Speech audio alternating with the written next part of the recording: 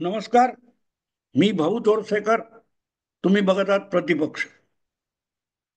मित्रांनो, जगात इतक्या वेगाने घडामोडी घडत आहेत आणि या सगळ्या पार्श्वभूमीवर आमच्या महाराष्ट्रातले संपादक, पत्रकार, विश्लेषक हे उंबरातले किडे मकोडे उंबरी करीती लीला अशा पद्धतीमध्ये आपल्याच खातेऱ्यात लोळत पडलेले आहेत. दोन ठाकरे बंधू एकत्र येणार का? महापालिका जिंकणार का? महापौर मराठी होईल की अमुक होईल तमुक होईल? वारशापासून बारशाकडे जाणारे ठाकरे बंधू आजकाल डोहाळ जेवणामध्ये, लग्नामध्ये, बारशामध्ये दोन ठाकरे बंधूंच्या युतीची चर्चा हा मराठी माध्यमांचा एक प्रमुख विषय होऊन गेलाय आणि बाकीच्या जगात काय चाललंय याचा त्यांना पत्ता सुद्धा नाहीये. किती लोकांनी याची चर्चा केली की संयुक्त राष्ट्रसंघामध्ये, युनोमध्ये भारताला सुरक्षा परिषदेचं कायम सदस्यत्व द्यावं, व्हिटो पॉवर द्यावी, यासाठी 146 देशापेक्षा 150च्या आसपास देशांनी एक प्रस्ताव संमत केला. ही केवढी मोठी बातमी आहे. नरेंद्र मोदी यांनी परत परत भारताला विश्वगुरु बनवणार म्हटल्यानंतर त्यांची टवाळी करण्यासाठी जे आपल्या बुद्धीचा वापर करत होते त्यापैकी कोणाही दिवट्याला युनो मध्ये असा प्रस्ताव संमत झाला तर भारताची जगात प्रतिष्ठा किती वाढली आहे. 147 देश लहान मोठे हे तुमच्यावर 46 का 150 असतील ते देश तुम्हाला व्हिटो पॉवर मिळावी म्हणून सांगतायत आणि इतक्या पातळीवर तुमच्या देशाची मान उंचावली असताना आमचे कुडबुडणारे किडे मकोडे हे आपल्या परीने मोदी सरकार कधी पडणार याकडे आषाढभूतपणे बघत बसलेले आणि त्याच्यावरच विषय, डिबेट, चर्चा चालू आहे. पण दुसरीकडे काय चाललंय?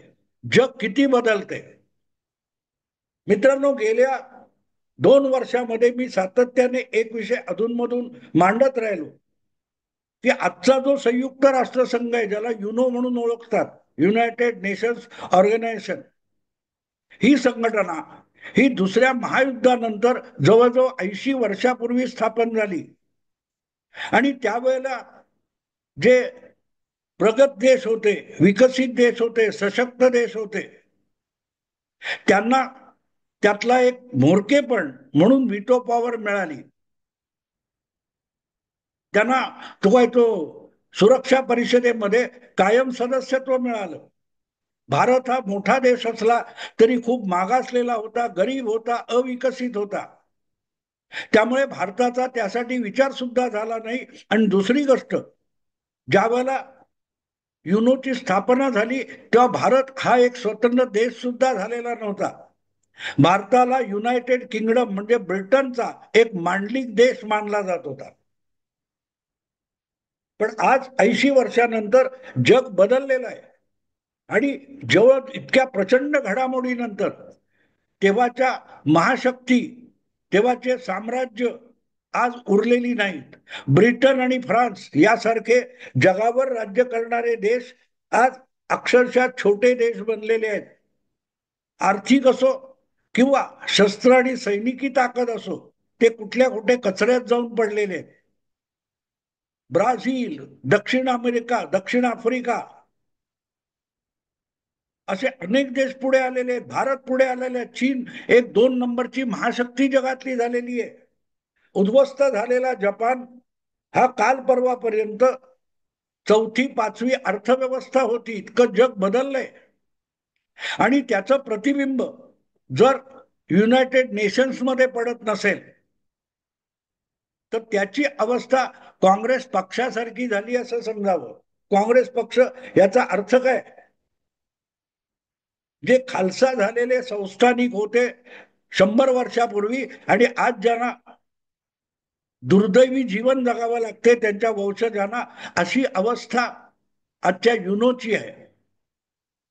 एकदा शरद पवारांनी कोणाला मुलाखत देताना सांगितलं होतं की कधी काळी 25-30 गावाची जहागिरी सरंजामशाही आपल्याकडे असलेला एखादा जुना जमीनदार हा आपल्या हवेलीमध्ये त्या हवेलीची देखभाल करणं, डागडुजी करणं एवढा देखील पैसा परवडत नाही. म्हणून चिपाड निघालेल्या हवेलीच्या समोर अंगणात येऊन बसतो किंवा गच्चीवर जाऊन बसतो आणि त्या डोंगरापासून या नदीपर्यंतची सगळी जमीन आमची होती असं सांगतो. पण हवेलीची डागडुजी त्याला परवडत नाही, अशी काँग्रेसची अवस्था आहे, हे शरद पवारांनी सांगितलं होतं. आणि आजच्या युनोची अवस्था सुद्धा त्यापेक्षा वेगळी नाही. कारण ज्या काँग्रेसच्या गांधी परिवाराच्या मुठीत काँग्रेस पक्ष आहे, त्यांना ती आपली जागिरी वाटते. कारण 50 वर्ष आम्ही देशावर राज्य केलं, पण आज ते राज्य राहिलेलं नाही, ती सत्ता राहिलेली नाही, ती संघटना आणि ती ताकद राहिलेली नाही. तरी राहुल गांधी ज्या आवेशात बोलत वागत असतात, त्यापेक्षा आजच्या युनोची अवस्था वेगळी नाही. सशक्त झालेले देश युनोला फाट्यावर मारतात, विचारत नाही. इराक अफगाण युद्ध करताना युनोला जॉर्ज बुश यांनी दाद दिली नव्हती. सोव्हिएट युनियनने अफगाणिस्तान कब्जा करताना युनोला विचारलं नव्हतं. सायप्रसचा काही भाग तुर्कस्तानने बळकावला किंवा आज इस्रायल जो धुमाकूळ घालतोय त्याच्यावर कुठेही युनोचं नियंत्रण राहिलेलं नाही. युद्ध व्हायला नको म्हणून स्थापन झालेली ही संघटना आहे. पण तिला सशक्त झालेले, प्रबळ झालेले देश कवडीची किंमत देत नाहीत, कवडीची किंमत देत नाहीत. आणि त्यामुळेच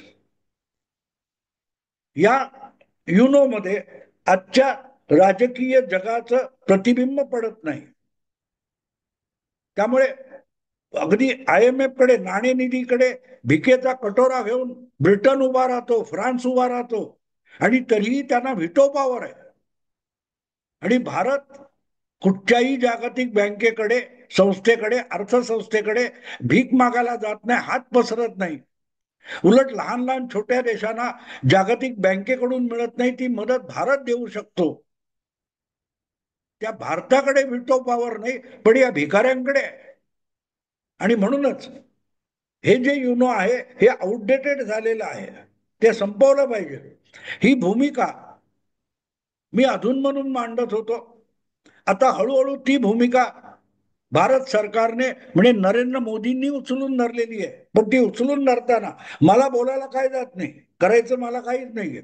पण नरेंद्र मोदी भारताचे पंतप्रधान आहेत आणि ज्या वेळेला अशी भूमिका ते घेतात तेव्हा आपण जागतिक पातळीवरचा नेते आहोत आणि आपला देश हा लहान मोठ्या देशांना मदत करण्याच्या क्षमतेचा आहे हे दाखवावं सुद्धा लागतं.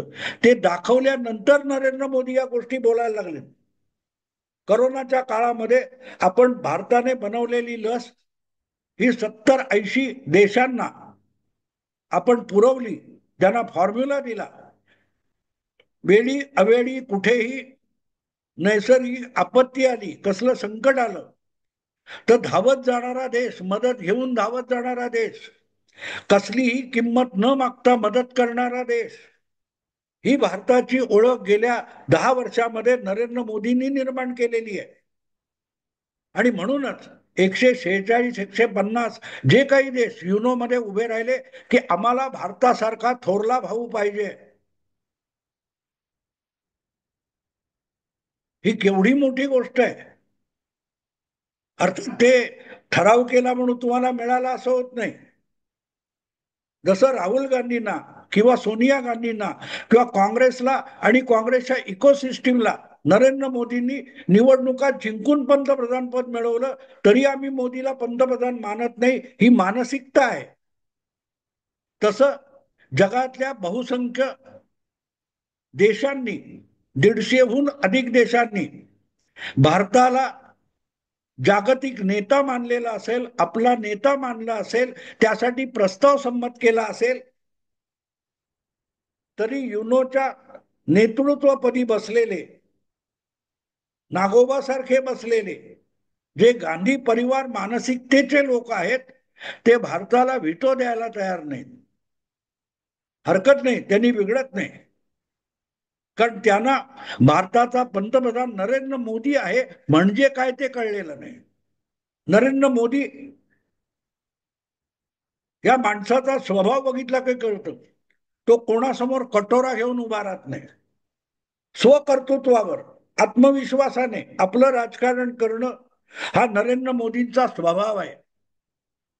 आणि त्यामुळे आपल्या वाडग्यामध्ये, आपल्या थाळीमध्ये कोणीतरी भीक म्हणून व्हिटो पॉवर टाकावी ही मोदींची बिलकुल अपेक्षा नाही. आणि ज्या प्रकारच्या देशाला त्यांनी घडवलेलं आहे त्यानंतर भारताची सुद्धा ही बिलकुल अपेक्षा नाही की कोणीतरी भीक म्हणून आपल्याला व्हिटो पॉवर द्यावी, सुरक्षा परिषदेचं कायम सदस्यत्व द्यावं, ही भारताची सुद्धा अपेक्षा नाही. पण ज्या मोदींचा मी अभ्यास केलेला आहे, मी जितका मोदींचा स्वभाव ओळखतो तो बघितल्यानंतर मी एक गोष्ट ठामपणे सांगू शकतो की जर आजच्या प्रस्थापित राष्ट्रसंघामध्ये, युनोमध्ये भारताला व्हिटो पॉवर मिळणार नसेल, कायमचं सदस्यत्व मिळणार नसेल, तर भाडमध्ये गेला हा युनो, हा राष्ट्रसंघ. मोदी दुसरा राष्ट्रसंघ निर्माण करू शकतात नव्हे, त्याची तयारी सुद्धा त्यांनी केलेली आहे. ज्या प्रकारे गेल्या 8-10 वर्षामध्ये मोदींनी जागतिक पातळीवर राजकारण केलेलं आहे आणि त्याची सुरुवात पंतप्रधान पदाची शपथ घेतली तिथून झालेली आहे. भारताचा पहिला पंतप्रधान नरेंद्र मोदी हा असा होता की त्यांनी आपल्या शपथविधीसाठी भारताच्या सर्व शेजारी राष्ट्रांची जी संघटना आहे सार्क, त्या सार्कच्या 6-7 जे सदस्य देश आहेत त्यांच्या राष्ट्रप्रमुखांना आपल्या शपथविधीसाठी आमंत्रित केलेलं होतं. आणि तिथून भारताला जगातला एक सामर्थ्यशाली देश बनवण्याची आणि ते सिद्ध करण्याची प्रक्रिया सुरू झाली होती. तेव्हा आज व्हिटो पॉवर हा भीक म्हणून मागणार ही कल्पना सोडून द्या. प्रस्ताव 150 देशांनी केला असेल, भारताने त्यासाठी प्रयास केला असेल, पण हातात वाडगा घेऊन ना मोदी उभा राहणार ना भारत उभा राहणार. मोदींची एक स्टाईल आहे की तुम्ही मला सामावून घेत नसाल, नो प्रॉब्लेम, तुमचा खेळ तुम्ही खेळा, मी वेगळा खेळ मांडीन, मी वेगळा आखाडा उभा करीन, मी वेगळं मैदान उभं करीन, मी वेगळं टेबल मांडीन. तुमच्या टेबलवर किंवा टेबलच्या भोवती मांडलेल्या खुर्च्यांमध्ये माझ्यासाठी म्हणजे भारतासाठी खुर्ची नसेल, असं नसेल, नो प्रॉब्लेम, मी स्वतंत्र टेबल बनवू शकतो. त्या टेबल भोवती मी खुर्च्या मांडीत आणि ज्या ज्या देशाला भारताबरोबर विकासाच्या दृष्टीने वाटचाल करायचे, विकासाच्या दिशेने वाटचाल करायचे, त्यांनी भारताच्या बरोबर यावं. भारताने मांडलेल्या टेबलवर प्रत्येक देशासाठी खुर्ची आहे, येऊन बसा. गुलाम म्हणू नये, मांडलिक म्हणू नये, मित्र म्हणून, भावंडासारखं. भारत हा थोरला भाऊ असेल, पण धाकट्या भावांना सांभाळून घेण्याची जबाबदारी घेतलेला मोठा भाऊ. अमेरिका दादागिरी करते किंवा चायना सावकारी करतो, त्या पद्धतीत भारत कोणाशीही वागणार नाही. किती लहान देश असो, कितीही गरीब देश असो, त्याच्याशी मित्रत्वाच्या नात्याने वागणं, त्याला अडल्या नडल्याला मदत करणं आणि स्वतःच्या पायावर उभं राहणं, स्वयंभू बनवणं, ही भारताची मानसिकता आहे. आणि तीच नरेंद्र मोदी यांच्या परराष्ट्र नीतीमध्ये प्रतिबिंबित होताना दिसते. आणि म्हणूनच त्या स्वाभिमानाचा किंवा त्या सन्मानाचा आदर युनोमध्ये होत नसेल तर मग त्या युनोची आम्हाला गरज नाही. आम्ही दुसरा युनो निर्माण करू शकतो. आज जगातले बहुसंख्येने 70-80% देश जर भारताच्या बाजूने उभे राहत असतील तर पहिल्या फटक्यात हे सगळे देश भारताने केलेल्या युनोमध्ये, राष्ट्रसंघामध्ये पटापट सदस्य व्हायला मागे पुढे बघणार नाहीत. कारण त्यांनी अनुभवलेलं आहे, भारत जेव्हा मदत करतो तेव्हा दिलखुलास मदत करतो, त्याची किंमत मागत नाही. बाकीचे सगळे बडे बडे देश आपले आपले मतलब काढण्यासाठी मदत करतात. हे जगातल्या 100हून अधिक देशांनी अनुभवलेलं आहे. त्यातूनच हा प्रस्ताव आला. आणि आज अमेरिकेला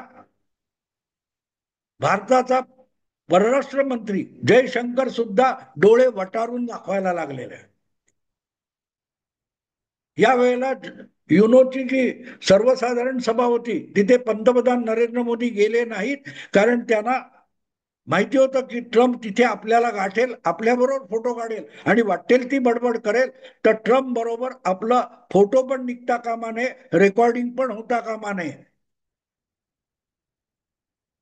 म्हणून त्यांनी आपला प्रतिनिधी म्हणून जयशंकर यांना पाठवलं आणि तितक्याच ताठ मानेने जयशंकर यांनी युनोमध्ये भारताचा आवाज उठवला.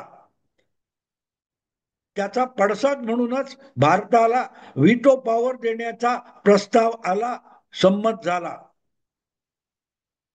तो स्वीकारायचा की नाही व्हीटो पॉवरवाले ठरवतील, पण त्यांची अपेक्षा असेल की भारताने लाचारी करावी, अगतिक व्हावं, भिकाऱ्यासारखं मागावं. भारत मागणार नाही. आणि त्याची सुरुवात नव्या संयुक्त राष्ट्रसंघाची मुहूर्तमेढ जयशंकर यांनी थेट युनोच्या इमारतीमध्येच रोवलेली आहे. त्या युनोच्या संकुलामध्ये भारताचे परराष्ट्र मंत्री जयशंकर यांनी एका पाठोपाठ एक 40-50 देशांच्या शिष्टमंडळांच्या भेटी घेतल्या. तेवढ्यावर भागलं नाही. ब्रिक्स म्हणजे Brazil, Russia, India, China, south Africa या 5 मोठ्या देशांनी मिळून स्थापन केलेला एक गट आहे. आणि त्या गटामध्ये आता अनेक देश सहभागी झालेले आहेत. अशा ब्रिक्सच्या सदस्यांची एक बैठक बेधडक जयशंकर यांनी युनोच्या संकुलामध्ये घेतली. एक प्रकारे युनोच्या कार्यालयामध्ये युनो सारख्या दुसऱ्या जागतिक संघटनेची एक बैठक झाली आणि त्यामुळे अमेरिकेचे परराष्ट्र मंत्री खवळले. त्यांनी जयशंकरला समज देण्याचा प्रयत्न केला, पण जयशंकरनी त्यांना ठामपणे सांगितलं, जे करायचं ते मी केलेलं आहे, तुम्हाला करायचं ते तुम्ही करा. पण करा याचा अर्थ असा होतो की त्यांनी साफ साफ सांग लवकरच व्हीटोसाठी न थांबता आम्ही संयुक्त राष्ट्रसंघ सुद्धा मोडीत काढायला मागे पुढे बघणार नाही. हा जयशंकर यांनी दिलेला सूचक इशारा आहे. आणि त्यासाठी ब्रिक्सची मीटिंग किंवा 40-50 देशांच्या शिष्टमंडळाची जयशंकर यांच्या बरोबरची बातचीत ही त्याची मुहूर्तमेढ आहे. लवकरच तुम्हाला बघता येईल. आणि एकदा भारताच्या नेतृत्वाखाली लहान सहान 100 देश या नव्या गटाचे, त्याचं गटाचं नाव जे काय असेल ते असेल, ते युनोच असेल असं बिलकुल नाही. त्यात जर 100 पेक्षा अधिक देश सहभागी झाले तर युनोची कडी पातळ झाल्याशिवाय राहणार नाही. ते लाचारासारखे धावत येतील, बाबा व्हीटो घ्या पण युनो मोडू नका. चीन असेल, अमेरिका असेल, बडे बडे देश असतील, प्रगत देश असतील, अगदी तुर्की असेल, सौदी असेल, सगळे अमेरिकेवर आणि प्रेशर आणतील किंवा भारताला व्हीटो द्या पण युनो मोडू नका. कारण नवा युनो तयार झाला तर त्यावर भारताचं वर्चस्व असेल आणि त्या वर्चस्वाला आजची अमेरिका किंवा पाश्चात्य देश, युरोप आव्हान देऊ शकत नाही. कारण संपूर्ण ग्लोबल साऊथ, विषुववृत्ताच्या खालच्या आणि विषुववृत्ताच्या आसपासच्या प्रदेशातले सगळेच्या सगळे लहान मोठे देश हळूहळू करत भारताच्या पाठीशी येऊन ठामपणे उभे राहिलेत. आणि म्हणूनच मी तुम्हाला सांगू शकतो की लवकरच नव्या युनोची स्थापना होते. आपण सगळ्यांनी त्याला शुभेच्छा द्या. कारण भारत विश्वगुरु होण्याच्या दिशेने पडलेलं हे एक महत्वाचं पाऊल आहे. मी आत्ता थांबतो. आवडलं लाईक करा, शेअर करा आणि प्रतिपक्षाला सबस्क्राईब करा. नमस्कार.